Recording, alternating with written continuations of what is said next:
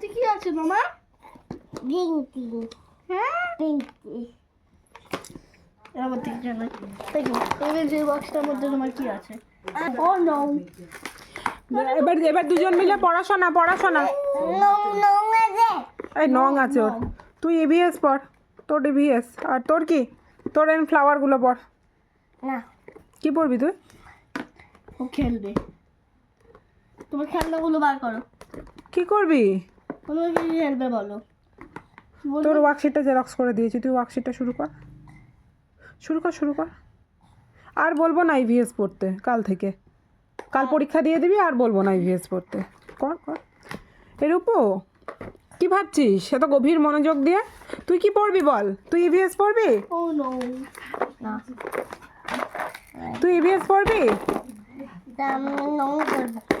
নং করবি? কর এগুলো ক্রস দাও তো আর্ট অ্যান্ড ক্রাফট বুকটা দিয়ে দাও দিদির। এটা করিস না।